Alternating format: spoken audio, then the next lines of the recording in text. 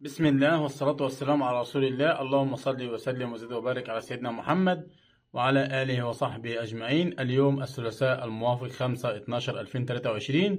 زي ما عودناكم كل يوم بفيديو عن الأسعار في السوق المصري، والفيديو ده خصصناه إلى أسعار الأرز الشعير الرفيع والعريض والأرز الأبيض الرفيع والعريض على آخر اليوم.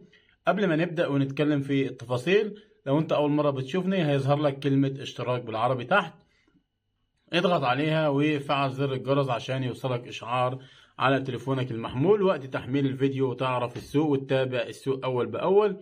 وما تنساش تدعمنا بلايك على الفيديو وتعمل مشاركة ليه عشان يوصل لغيرك والكل يستفيد ويتابع السوق ويعرف السوق أول بأول.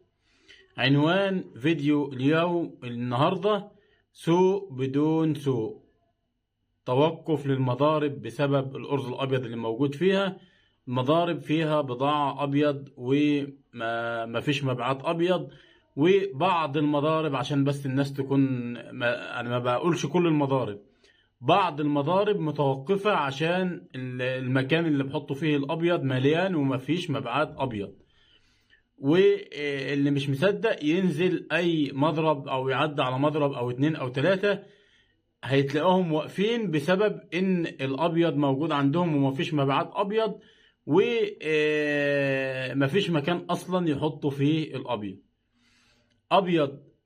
عنوان النهارده: مفيش مبيعات ابيض وفيها عرض شعير ومفيش فلوس. مفيش فلوس في السوق. اللي بودي نقلة رز دلوقتي ممكن يفضل يومين وثلاثة واسبوع عشان ياخد فلوسه، لان الناس عندها المضارب فيها بضاعة أبيض كتير وفيها رز شعير كتير ومفيش مبيعات، والسوق شبه ميت من بقاله الوقت 3 أيام ومحدش عارف ايه السبب. لأن لو كان في حد عارف ايه السبب ما كانتش الناس خدت، أو كانت أصحاب المضارب خدوا شعير ب 19,000 و 19,200 و 19,000 ونص، والنهاردة ب 18,000. يعني المضارب فيها بضاعة ب 19,200 و 19,300 شعير ولسه ما بعتهاش لحد النهاردة، وبتبيع على حسابات الأبيض بتبيع على 18,000 الشعير و 18,200 وصال. يعني كل مضرب دلوقتي كان عنده بضاعة من الأسبوع اللي فات ما باعهاش بيخسر في الطن حوالي 1000 جنيه. عشان ما اطولش على حضراتكم، ما تنساش الصلاة والسلام على سيدنا محمد، وتكتب لنا في التعليقات الصلاة والسلام على سيدنا محمد. وهنخش في الأسعار على طول. أسعار الشعير الرفيع وصل إلى المضرب يتراوح طن الشعير الرفيع وصل إلى المضرب من 18,000 إلى 18,200 وصال إلى أرض المضرب. في ناس بتاخد ب 18,000 وناس بتاخد ب 18,100 وناس بتاخد ب 18,200، بس على آخر اليوم السوق فيه 18,000 وصال. بالنسبة للشعير العريض وصل إلى المضرب يتراوح طن الشعير العريض وصل إلى المضرب من 18,800 إلى 19,000، وممكن بعض المضارب بتستلم بأقل من كده 100 أو 200. الأسعار بتختلف من محافظة إلى أخرى، ممكن تزيد 200 أو تقل 200. بالنسبة لأسعار الأبيض: أبيض رفيع كسر من 8 ل 10%، بضاعة زيت وبخار وسيرتكس بضاعة أعلى جودة، يتراوح سعر الطن من 27,200 إلى 27,500 البضاعة العالية.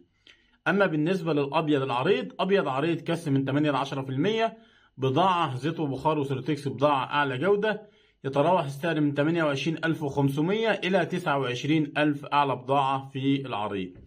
أما بالنسبة لأسعار المخلفات، يعني عكس المتوقع، المفروض إن المضارب متوقفة ومفيش يعني مخلفات موجودة في المضارب كتير. المفروض إن سعر المخلفات كان يزيد، وحاجة غريبة إن أسعار المخلفات ثابتة وفيها نزول كمان، ومفيش عليها طلب يعني، ومحدش فاهم إيه اللي بيحصل في السوق. أسعار المخلفات اليوم: استرسل مطحونة 1,800 جنيه، سعر الكونة 11,500، سعر الكسر 14,000 إلى 14,200. وبكده يكون عرضت لحضراتكم الأسعار على آخر اليوم. طبعا لو في أي تغيير أو في أي جديد إن شاء الله هنطلع ونعرفكم الدنيا ماشية إزاي.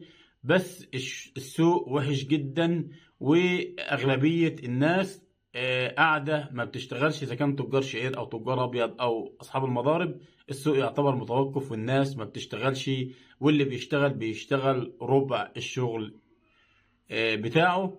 وطبعا الموضوع مش موضوع الرز بس، الموضوع موضوع اي بضاعة تانية. يعني اللي شغال في اي نوع تاني برضك فيه هدوء في الاسعار وفيه هدوء في الطلب على جميع الاصناف، مش على الرز بس، جميع الاصناف فيها هدوء، وجميع الاصناف مفيش سيولة فيه. يعني جميع الاصناف، يعني احنا مثلا ما بنشتغلش في الرز بس، بنشتغل في حاجات تانية برضو فيها ركود وفيها قلة مبيعات، مفيش مبيعات في البضائع كلها. ربنا يرزقنا ويرزقكم من واسع فضله. دمتم في حفظ الله ورعايته. السلام عليكم ورحمة الله وبركاته.